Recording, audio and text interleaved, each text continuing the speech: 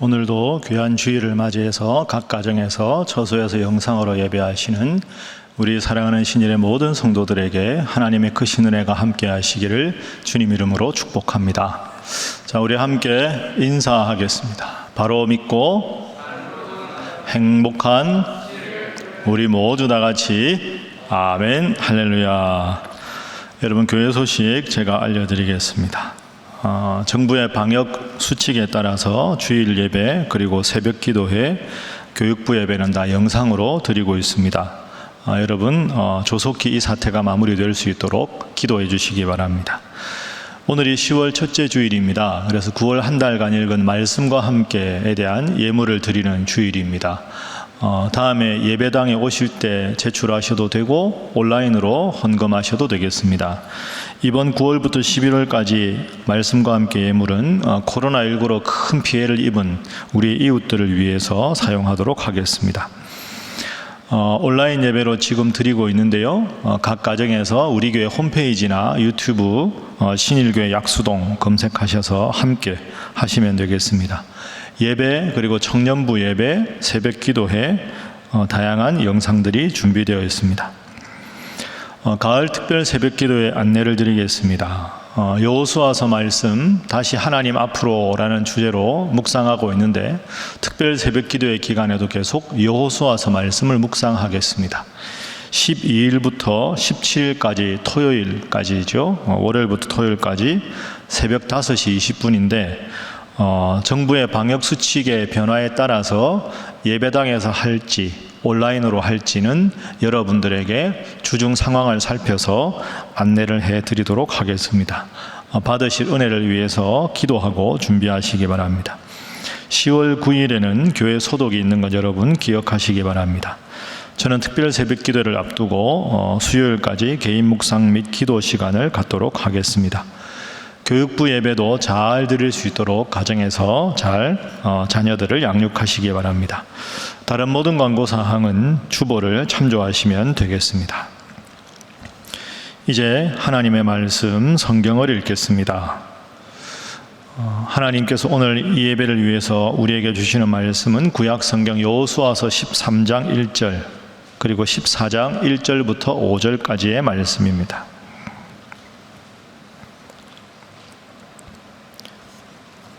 구약 성경 여호수아서 13장 1절 그리고 14장 1절부터 5절까지 말씀을 제가 받들어 읽겠습니다.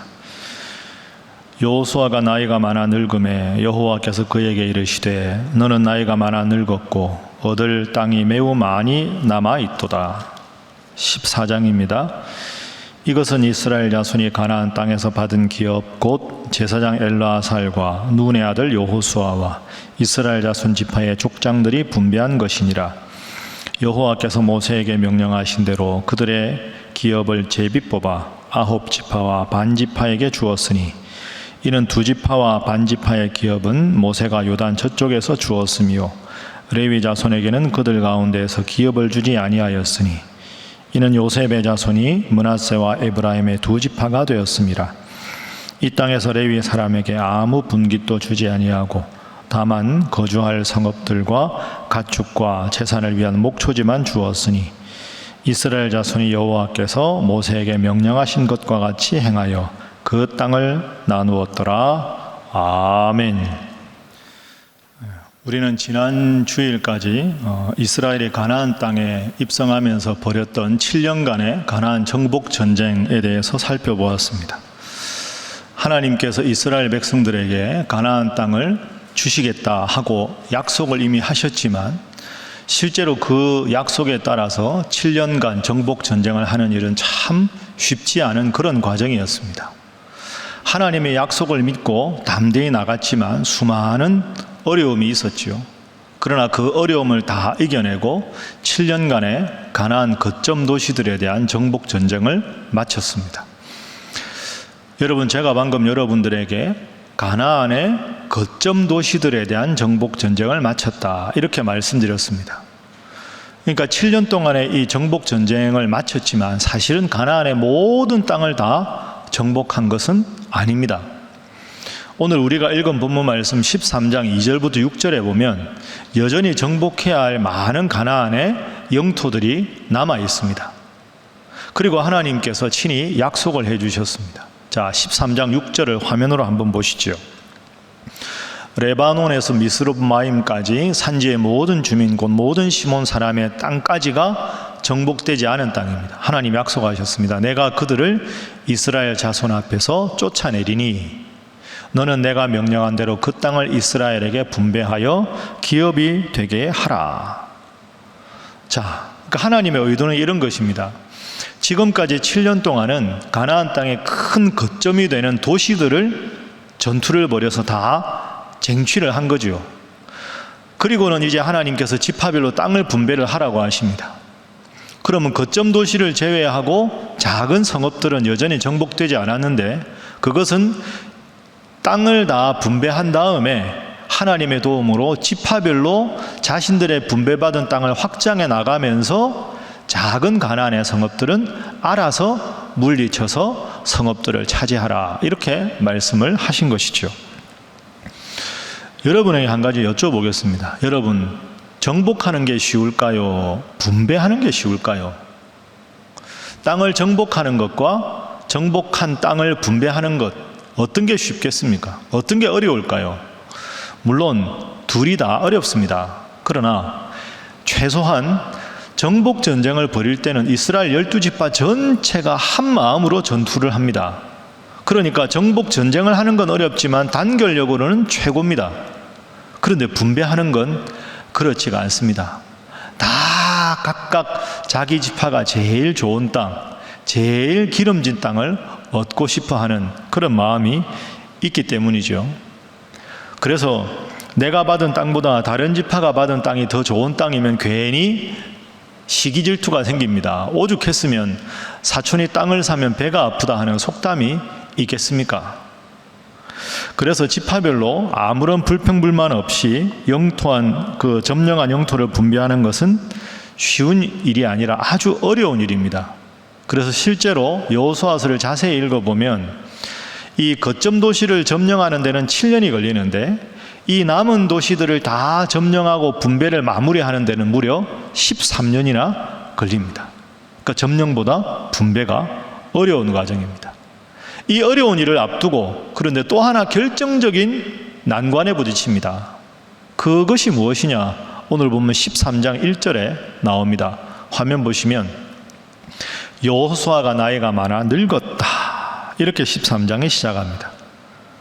여러분, 이게 아주 이스라엘에게는 심각한 위기입니다. 지금까지 불세출의 지도자 모세를 이어서 가나안 정복 전쟁을 완벽하게 수행한 인물이 여호수아입니다. 하나님은 여호수아를 통해서만 이스라엘 자손들에게 전투에 관한 모든 지침을 내리셨습니다. 그런데 이 여호수아가 나이가 많아 늙었다 하는 말은 여호수아의 지도력이 예전 같지 않다. 자, 그렇습니다. 상황을 한번 정리를 해볼까요?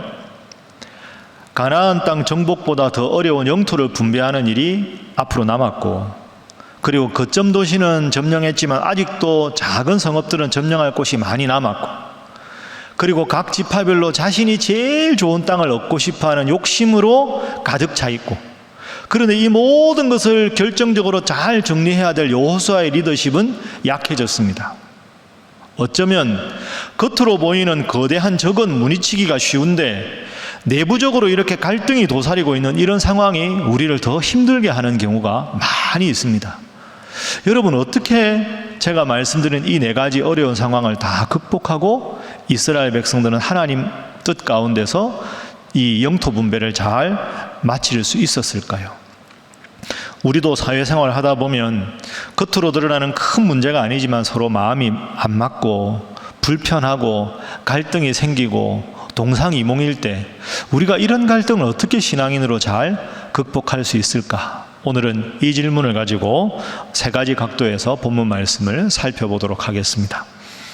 자, 먼저 여호수아가 선택한 방법은 더불어 함께 땅을 분배했다 하는 것입니다. 그래서 제가 함께하는 리더십이라 이렇게 소제목을 잡아왔습니다. 자, 14장 1절 말씀 우리 화면으로 한번 보겠습니다.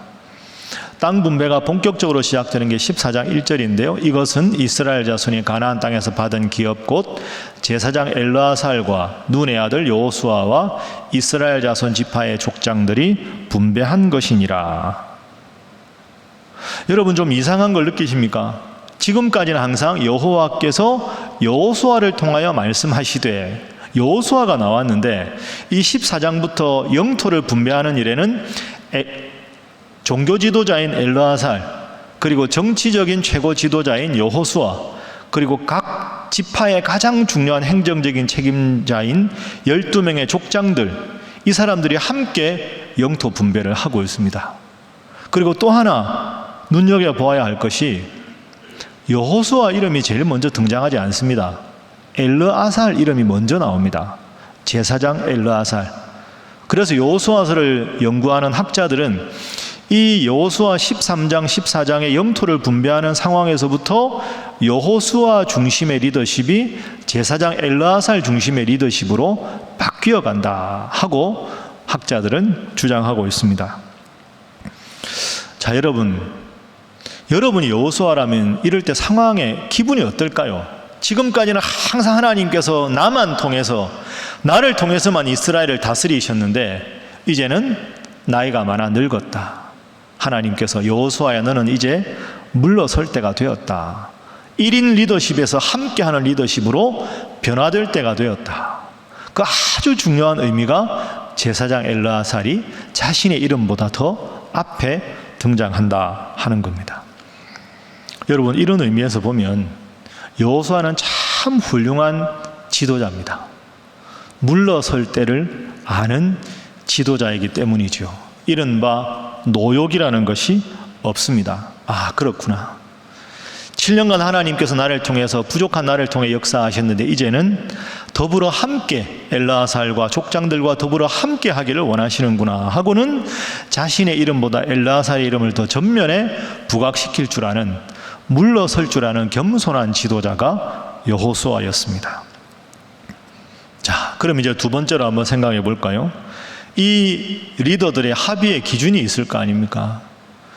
각 지파에게 땅을 골고루 불평 없이 분배한다는 게 얼마나 어렵습니까? 어떤 방법을 선택했는가? 하나님의 명령을 따라서 제비뽑기를 통해서 영토를 분배합니다. 여러분, 지금 가나안 동편에서 땅을 이미 분배받은 르우벤 지파, 갓 지파, 므낫세 반 지파를 제외하고, 레위 지파는 영토가 없으니까 제외하고, 요셉 지파가 두 지파로 나누었으니까 9지파 반의 영토를 분배해야 합니다. 다들 어떤 생각일까요? 우리 지파가 수고 많이 했는데 우리 지파가 좋은 땅을 차지하고 싶다. 족장이여 부탁합니다. 다들 그런 마음 가지고 모이지 않았겠습니까? 지금까지 힘이 없는 약한 지파는 이 기회에 좀 강한 지파가 되어보고 싶은 마음도 있었을 것이고, 유다 지파처럼 가장 인구가 많은 지파는 이 기회에 확실하게 승기를 잡고 우리가 선봉 지파가 돼야 된다. 전부 각 지파별로 다 다른 이해관계를 가지고 이 영토를 어떻게 분배하느냐에 온 촉각을 곤두세우고 있는 이런 상황입니다. 이런 상황에서 엘르아살과 여호수아와 이 족장들은 어떤 방법으로 영토를 분배했어야 할까요? 자, 각 지파의 입장을 먼저 한번 들어봅시다 하고 들어보면 어떤 일이 벌어지겠습니까? 여호수아에 가서 청탁하는 지파, 엘르아살에게 가서 압력을 넣는 사람들, 다양한 이해관계가 충돌하겠죠. 그럼 막상 원탁에서 회의를 하겠다 그러면 전부 마음이 달라져서 사분오열되지 않겠습니까? 지금까지 목숨을 걸고 하나가 돼서 이 가나안 땅을 점령했는데 영토를 분배하는 이 상황에서 모두가 사분오열되고 갈등이 생길 게 뻔합니다. 그래서 하나님께서 이들에게 제시하신 방법이 있습니다. 그 방법이 2절에 나옵니다. 자, 2절 말씀 봅니다. 여호와께서 모세에게 명령하신 대로 그들의 기업을 제비 뽑아 9지파와 반지파에게 주었으니. 여호와께서 명령하신 대로 제비를 뽑았다. 그러니까 이 영토를 분배할 때 이들은 다수결로 하지 않았습니다. 여호수아가 가장 지금까지 7년간 중요한 지도자라고 해서 여호수아 한 사람의 영향력이 절대적이지도 않았습니다. 원문으로 보면 제비 뽑아 여호와의 명하신 대로, 제비를 뽑았다 하는 표현이 나옵니다. 여러분, 영토를 분배하는데 제비로 뽑았다, 이게 약간 어떻게 보면 뜻밖의 일인데요, 전혀 그렇지가 않습니다. 잠언 말씀에 하나님께서 친히 말씀하셨습니다. 잠언 16장 33절, 제비는 사람이 뽑으나 모든 일을 작정하기는 여호와께 있느니라. 앞으로 우리가 여호수아서를 좀 더 자세히 보겠지만 이들이 제비 뽑기를 해서 영토를 다 지파별로 나눕니다. 그런데 하나님께서 정말로 위대하게 역사하셨습니다. 각 지파별 인구의 숫자에 따라서 그 지파가 전투에 능한 지파인지, 농업에 능한 지파인지, 상업을 잘하는 지파인지, 그 지파의 특성과 달란트에 따라서 하나님께서 가장 완벽하게 제비 뽑기를 통해서 아무런 불평불만을 갖지 않을 완벽한 방법으로 영토를 분배해 주셨습니다. 그렇습니다. 여기서 우리가 한 가지 기억할 것은 더불어 함께를 실천한 훌륭한 지도자가 여호수아라는 겁니다. 여호수아라고 어떻게 인간적인 섭섭함이 없었겠습니까? 이제 내가 물러서야 될 때다, 이걸 인정하는 게 사실은 쉽지가 않았을 겁니다. 그런데 어떻게 여호수아는 엘르아사를 전면에 세우고 물러설 수 있었을까요? 여러분, 구약 성경을 쭉 읽어보면 하나님이 가장 싫어하시는 것이 있습니다. 그게 뭡니까? 우상숭배입니다. 하나님 우상숭배를 가장 싫어하셨습니다. 그런데 여러분, 사람들이 왜 우상을 숭배할까요? 하나님을 섬기는 걸 알면서도 왜 우상을 숭배할까요? 우상을 숭배하는 근본 원리는 간단합니다. 하나님이 눈에 안 보이기 때문이죠. 하나님이 눈에 안 보이니까 눈에 보이는 절대적인 형상을 만들어서 그 형상에 의존하고 싶어하는 인간의 연약함 때문에 우상 숭배를 하게 됩니다.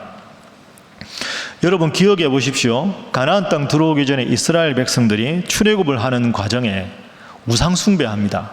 하나님께서 무척이나 진노하셨습니다. 그 상황을 한번 기억을 해 보시죠. 하나님께서 이스라엘 백성들을 출애굽하셔서 시내산 아래쪽에 텐트를 치고 머물게 하셨습니다. 그리고 모세를 부르셨습니다. 시내산으로. 그리고 하나님께서 친히 약속하신 하나님의 백성이 지켜야 될 10계명을 주셨습니다. 그때 모세를 수행해서 부하장수로 함께 참모로 모셨던 모세의 부하장수가 여호수아였습니다. 그러면 시내산에 여호수아와 모세는 올라가고 시내산 아래쪽에는 텐트를 치고 이스라엘 백성들이 기다리고 있습니다. 그런데 문제는 이스라엘 백성들이 생각한 시간보다 더 오랫동안 모세가 하산하지 않았다는 겁니다. 왜 이렇게 모세가 오래 걸리지? 모세가 시내산에 올라가서 무슨 일이 있나? 모세가 없으면 우리 앞으로 어떻게 여기서? 이러면서 이스라엘 백성들이 불안해하기 시작합니다. 그러면서 우상을 만듭니다. 자, 출애굽기 32장 1절 말씀을 우리가 잘 화면으로 새겨보겠습니다. 백성이 모세가 산에서 내려오미 더딤을 보고 모여 백성이 아론에게 이르러 말하되 일어나라, 우리를 위하여 우리를 인도할 신을 만들라. 여러분, 저게 얼마나 안타까운 말입니까? 우리를 인도하신 분이 하나님이신데 우리를 앞으로 인도할 신을 만들라. 더 결정적으로 이 모세, 곧 우리를 애굽 땅에서 인도하여 낸 사람, 우리를 애굽 땅에서 인도하여 낸 사람은 어찌 되었는지 알지 못함이니라. 여러분, 그래서 아론을 부추겨서 금송아지 우상을 만듭니다. 그리고는 막 금송아지 우상을 만들고 앞으로 우리를 출애굽해서 저 가나안까지 인도할 신이라고 그 앞에서 춤을 추고 노래를 합니다. 하나님께서 무척이나 진노하셨습니다. 자, 한번 생각해 봅니다. 왜 이스라엘 백성들이 우상을 만들었습니까? 하나님이 눈에 보이지 않아서. 더 결정적으로 생각해 보면 모세가 눈에 보이지 않았기 때문에 우상을 만든 겁니다. 여러분, 이게 아주 중요합니다. 모세는 인도자가 아닙니다.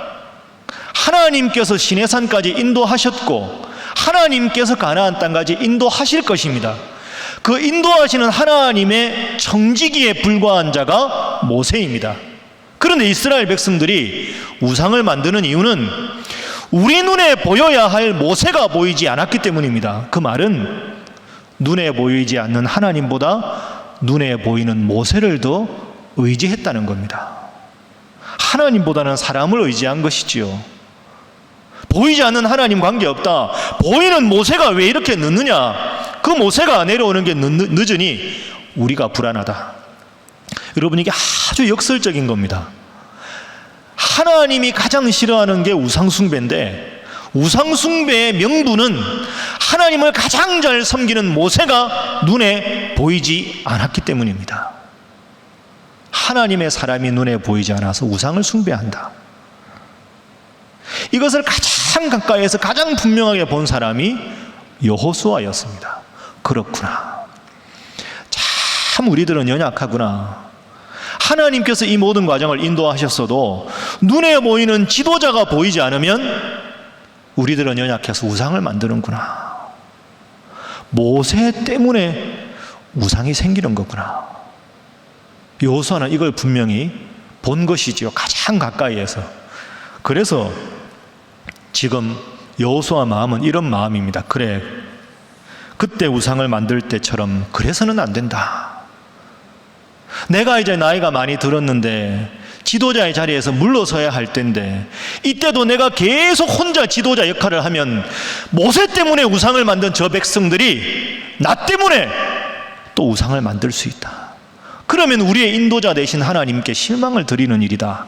나는 이제 물러서야 한다. 나는 조연의 역할에 만족해야 한다. 그래야 이 백성들이 하나님의 백성으로 계속 잘 설 수 있다. 제사장 엘르아살 이리 오시오. 그대가 이제 내 앞에 서시오. 그대가 이제 하나님의 백성을 인도할 첫 번째 지도자가 되시오. 내가 당신을 돕겠소. 족장들이여 이리로 오시오. 함께 더불어 함께 하나님의 인도하심 우리가 함께 기도하면서 함께 더불어 하는 리더십으로 나아갑시다. 지금이 바로 하나님께서 그것을 원하실 때입니다. 이것이 여러분 여호수아의 마음이었습니다. 그렇습니다. 여호수아는 더불어 함께를 실천하고 있습니다. 철저하게 하나님만 섬기는 진실된 청지기의 모습입니다. 청지기, 우리가 본받아야 할 여호수아의 모습입니다. 그런데 오늘 우리는 어떻습니까? 우리도 때로는 하나님이 눈에 안 보여서 눈에 안 보이는 하나님보다 눈에 보이는 내 가족들, 내 자녀들, 그것이 하나님보다 더 소중하게 여겨서 하나님보다는 그것을 더 강조하고 우선순위에 두고 있지는 않습니까? 눈에 안 보이시는 하나님께서 우리에게 모든 것을 허락하시고 모든 것을 갖게 하셨는데, 하나님보다는 눈에 보이는 재물이나 명예나 다른 어떤 것을 1순위로 섬기지 않습니까? 하나님이 주셨다는 걸 잊어버린다면 그것이 바로 우리에게 우상숭배가 되는 것이죠. 그런 의미에서 여러분, 우리는 여호수아를 본받아야 합니다. 오직 우리의 유일한 지도자는 하나님이신 줄로 믿습니다. 우리는 그저 하나님의 도구입니다. 청지기에 불과합니다. 사명받은 기간 동안에 열심히 충성하다가 때가 되어 하나님께서 그만하라 하시면, 아, 하나님 알겠습니다. 그만하겠습니다. 이제 뒤로 물러서겠습니다. 저는 그저 청지기에 불과합니다. 그것이 여호수아의 모습이고 오늘 우리가 본받아야 할 모습입니다. 이제 마지막 세 번째 장면으로 넘어가겠습니다. 더불어 함께 해결해야 될 문제가 있습니다. 자, 그 문제가 무엇인가? 앞서 저와 여러분이 함께 나누었습니다. 이스라엘 백성들이 지금까지 7년 동안 가나안의 거점 도시들은 점령했지만 아직도 점령해야 될 작은 성읍들이 참 많이 남아 있습니다. 그 성읍들을 이제 분배하고 분배받은 지파별로 그 땅에서, 분배받은 땅에서 작은 성읍들을 점령해 나가는 것, 그것이 이스라엘 백성들 앞에 남아있는 중요한 숙제입니다. 여러분, 생각해 보면 깔끔한 게 있습니다. 그냥 큰 성읍이고 뭐 거점 도시고 작은 성읍 관계없이 전부 가나안 땅 점령을 다 하고 다 점령한 다음에 하나하나 나눠주는 게 훨씬 더 쉬울 것 같지 않습니까? 그런데 왜 하나님은 거점 도시만 점령하신 후에 땅을 분배하고 분배받은 땅은 지파별로 다 점령하라고 말씀하셨을까요? 여기서 우리가 단어 두 가지를 구분해야 합니다. 정복이라는 단어하고 거주라는 단어는 다릅니다. 지금은 거점 도시만 정복을 했다고 말씀드렸죠. 여러분, 만약에 하나님께서 이스라엘 백성들에게 가나안의 크고 작은 거점 도시와 작은 모든 성읍을 다 정복을 하게 하셨다면 어떤 일이 벌어졌을까요? 겉으로 보이기는 깔끔한 것 같은데 그게 그렇지가 않습니다. 그러면 이스라엘 12지파 중에서 요단 동편의 2지파 반이니까 9지파 반이 가나안 땅에 살아가 봐야 아직까지 인구가 턱없이 부족하지요. 그러면 가나안의 전역에 흩어져 살면 비어있는 성읍이 생깁니다. 큰 성읍인데 적은 수만 살게 되겠지요. 그러면 성읍 중에는 황무지로 변하고 목초지가 사막이 되는 지역이 많이 생길 겁니다. 그러니까 하나님은 그걸 미리 다 보신 거죠. 거점 도시들을 점령하고 그 거점 도시에 들어가서 살면서 너희 자손들이 점점 숫자가 많아짐에 따라서 주위에 있는 작은 성읍들을 정복하면서 거주해라. 그래야 그 땅이 황폐하지 않고 황무지가 되지 않고 가나안 전역을 너희들이 편안하게 쓸 수 있다.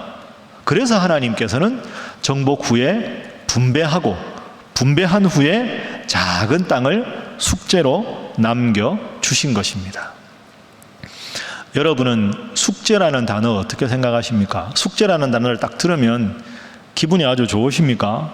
별로 어감이 안 좋죠. 숙제는 부담입니다. 그런데 여러분, 가만히 생각해 보면 오늘 이 본문의 상황에서 정복해야 될 땅이 남았다는 것은 숙제지만 그 숙제는 참 하나님의 크신 은혜입니다. 그렇지 않았다면 가나안에 소규모 반란군들이 일어날 수도 있고 이스라엘 백성들이 지파별로 다 흩어져 버렸으면 이제 그 지파별로 살아가면서 다른 지파와 전혀 관계하지 않고 자기 지파들끼리만 살 거 아닙니까? 그러면 이 지파들이 하나님을 의지했을까요? 아닐 겁니다. 그러니까 거점 도시에 점령하고 협력해서 다시 단결을 해서 전투를 벌이고 그러면서 정복을 하고 거주하고 그러면서 정말 하나님이 도우셔야만 우리가 이 땅에서 잘 살아갈 수 있구나 하는 은혜를 느끼게 하기 위해서 하나님은 숙제를 주신 거죠. 여러분, 숙제는 부담입니다. 그러나 그 부담은 즐거운 부담이 되어야 합니다. 그 부담은 은혜의 부담이 되어야 하는 것이지요. 그래서 우리가 이렇게 말할 수 있습니다. 제가 여러분 속죄에도 썼는데요. 숙제를 남겨두신 것도 은혜입니다. 해야 할 숙제가 있다는 것 부담스럽지만 참 감사한 일입니다. 숙제가 있어야 아이들이 열심히 공부하는 것과 같은 이치입니다. 이번 추석 연휴 전에 우리 당회는 정책당회를 가졌습니다. 정책당회라고 하는 것은 전임 교육자들과 그리고 시무장로님들이 한 자리에 모여서 내년 1년 앞으로 어떤 정책으로 이 교회를 하나님 보시기에 바른 교회로 이끌어갈까 하는 가장 중요한 당회입니다. 그 정책당회를 가졌습니다. 특히나 지금처럼 코로나19가 계속되고 예배당 예배가 언제 재개될 수 있을 것인가에 대한 시점이 불투명한 상황에서 내년을 위해서 정책을 세운다는 건 참 쉬운 일이 아닙니다. 저부터도 책도 많이 읽고 기도도 열심히 하고 함께 정책당회를 준비했습니다. 그 정책당회에서 나누었던 결의된 사항 중에 몇 가지를 여러분들께 지금 말씀드리도록 하겠습니다.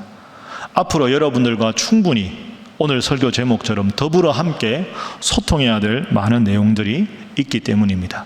화면을 여러분들께서 주시해 주시기 바랍니다. 앞으로도 우리 교회 가장 중요한 목회 방향은 건강한 교회, 행복한 성도입니다. 그렇게 되면 목표가 아니라 자연스러운 선물로 하나님께서 건강하게 성장하는 교회를 이루어 주시리라 하는 것이 우리의 바람입니다. 그러면 건강한 교회가 되기 위한 5가지 요소가 무엇인가? 제가 늘 여러분들께 말씀드린 대로 예배, 그리고 교제, 그리고 봉사, 그리고 선교, 그리고 교육, 이 5가지 핵심 요소들을 계속 발전시켜야 하나님 앞에 건강한 교회가 된다 하는 거죠. 그런데 지금처럼 코로나19가 계속 지속되는 뜻밖의 이런 사건으로 앞으로 우리 교회가 저 5가지 요소를 강조하면서 목회에 정책적으로 개발하고 숙제로 남겨야 될 3가지 키워드가 있습니다. 그 3가지 키워드는 첫 번째 가정, 두 번째 지역, 세 번째는 온라인입니다. 가정은 교회에서 모이는 예배가 지금 활성화되지 못하기 때문에 교회와 가정의 신앙교육의 연계성을 강조하는 의미고, 지역은 지금처럼 더 앞으로 지역을 잘 섬기는 교회가 되어야 하겠다. 그리고 세 번째는 온라인입니다. 각종 온라인과 영상을 통해서 신앙생활이 위축되지 않고 신앙생활이 열심히 식어지지 않도록 보완하는 것. 그래서 가정, 지역, 온라인, 저 3가지 키워드를 앞으로 목회에서 강조할 생각입니다. 그리고 다음 화면에 우리 교회 세대별 재적 숫자에 한번 여러분 주목해 주시기 바랍니다. 1020, 3040, 5060, 7080으로 나누어 보면 제일 위에 있는 7080 세대, 우리 교회 부흥의 가장 큰 주역이 되신 분들입니다. 저분들이 다른 교회에 비해서 숫자가 많은 편입니다. 실버스쿨이나 저분들이 정말로 교회를 위해 헌신하고 봉사하신 그 열정이 소외감을 느끼지 않도록 잘 섬기는 일이 앞으로 우리가 해야 할 일입니다. 그리고 5060 세대가 전체적으로 숫자가 가장 많습니다. 전통적이고 복음적인 예배, 그리고 저분들이 신앙생활 잘 할 수 있도록 돕는 것도 우리가 배려해야 될 중요한 부분입니다. 그런데 저기에서 3040 세대를 보십시오. 세대 숫자가 아주 적습니다. 3040 세대의 숫자가 적다는 말은 그 아래에 있는 1020 교육부와 청년부가 부흥하기가 어렵기 때문에 3040, 1020은 우리가 함께 이 과제를 풀어가야 합니다. 우리 교회 지금 처한 서울 중구라는 위치상도 그렇고 젊은 40 세대가 유입되기가 힘든 상황입니다. 지금 현재 우리 교회 30, 40 세대는 기존 교구에 남아서 주일 예배만 드리거나 청년부에 남아있거나 교육부서 교사로 봉사하는 경우가 많이 있습니다. 그래서 앞으로는 교구를 전통적으로 목사님들이 지금 교구를 맡고 있으면서 교구를 조금은 변화를 시킬 생각입니다. 구역 예배를 드릴 수 있는 구역과 구역 예배를 도저히 드리지 못해서 잘 관리해야 되는 기존 교구는 이 2가지로 구역을 나누고 30, 40 세대를 위해서 소그룹이나 온라인 줌이나 이런 걸 통해서 온라인 모임을 좀 더 활성화하려고 하고 있습니다. 그리고 지금 말씀 보이는 대로 예배 형식을 좀 더 다양화하고 교구 사역을 변화시키고 앞으로 그런 식으로 나갈 생각입니다. 예배 형식은 1부는 설교 중심의 예배로, 2부는 지금과 같은 전통적인 예배로, 3부는 30, 40 세대에 맞는 조금은 형식이 열려있는 열린 예배로, 4부는 지금처럼 청년부 예배로 드리겠습니다. 그래서 가능한 대로 2부 예배 후에 소그룹 모임, 전통적인 구역 모임을 활성화시키고 3040은 3부 예배 후에 식사를 하고 소그룹을 좀 더 활발하게 하는 것으로 그렇게 3040과 1020 세대를 좀 더 부흥시키기 위해서 노력하려고 합니다. 여러분, 제가 오늘 이렇게 설교 시간에 정책당의 결과에 대해서 말씀드리는 이유는 시대적 변화에 따른 목회 프로그램의 변화에 대해서 일방적으로 교역자 중심이 아니라 여러분들과 함께 충분히 소통하고 공감하고 그러면서 더불어 함께 이런 모든 목회 프로그램을 진행하기 위해서입니다. 여러분, 제가 지금 여러분들에게 소개한 저것은 큰 방향입니다. 저것을 내년 1월부터 당장 시행하지 않습니다. 저런 큰 방향을 담임 목사인 저와 여러분 모두가 기도하면서 소통하고 공감하고 열린 마음으로 여러분들의 의견을 충분히 수렴할 것입니다. 그리고 수렴된 모든 의견은 당회를 통해서 결의하고 시행 방법과 시행 시기는 여러분들과 더불어 함께 논의하고 기도해서 결정할 것입니다. 사랑하는 우리 신일의 성도 여러분, 이 시대에는 교회의 변화가 불가피한 시대입니다. 해도 되고 안 해도 되는 시대가 아닙니다. 그런 의미에서 여러분, 우리에게는 숙제가 생겼습니다. 방금 말씀드린 저 방향이 우리의 숙제입니다. 숙제도 작은 숙제가 아니라 큰 숙제입니다. 숙제가 있어야 공부를 합니다. 할 일이 있고 문제가 있어야 더 열심히 기도하게 됩니다. 동시에 이것이 영적인 원리입니다. 오늘 본문에서 하나님께서는 이스라엘 백성들에게 아직 점령하지도 않은 땅을 기업으로 미리 분배하셨습니다. 큰 숙제를 주셨습니다. 그리고 그 숙제를 통해서 하나님을 더 잘 믿고 하나님 안에서 하나 된 이스라엘 백성이 되기를 원하셨습니다. 여러분들과도 약속합니다. 거듭 말씀드리는 대로 앞으로 저는 이 모든 목회 프로그램을 여러분들과 함께 소통하면서 의견을 청취할 것입니다. 더불어 함께 할 것입니다. 시행 시기도 방법도 다 열어놓고 기도하며 여러분들과 함께 만들어 갈 것입니다. 솔직히 가끔은 저도 새벽에 혼자 나와 기도할 때 이 코로나 상황이 언제까지 계속되려나, 언제 예배당에서 여러분들을 뵐 수 있으려나, 힘들고 어려운 형편에 있는 성도들은 지금 어찌 지내시나 걱정도 되고, 앞으로 이런 예측이 불가능한 상황에서 어떻게 담임 목사로서 역할을 잘할 수 있을까 불안하기도 하고 걱정이 되는 것도 사실입니다. 그러나 또 한편 하나님께서 이런 깨달음을 주셨습니다. 내가 하는 게 아니지 않느냐. 배 목사, 이 교회 주인은 나지 너가 아니지 않느냐.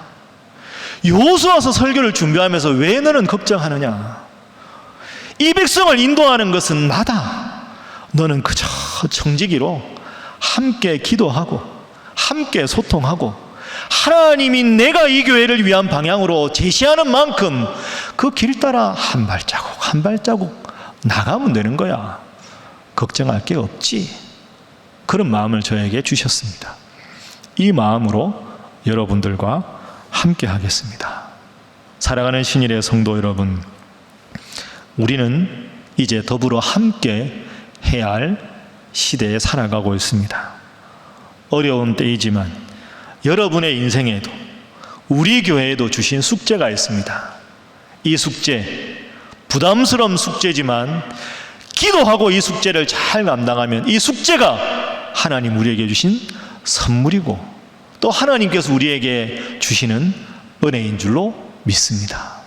힘든 상황에서 더 열심히 기도하시고 더 하나님의 인도하심을 받아서 힘들고 어려운 상황에서 더 겸손하게 기도하심으로 하나님 주시는 더 큰 은혜와 축복과 부흥을 경험하는 여러분 모두가 되시기를 주님 이름으로 축복합니다. 기도하겠습니다. 사랑의 하나님, 모세를 이어 최고의 지도자로 우뚝 선 여호수아지만 자신의 한계를 분명히 알고 겸손하여 더불어 함께 영토를 분배하는 일을 한 여호수아를 통해서 우리에게 귀한 교훈을 주시니 감사합니다.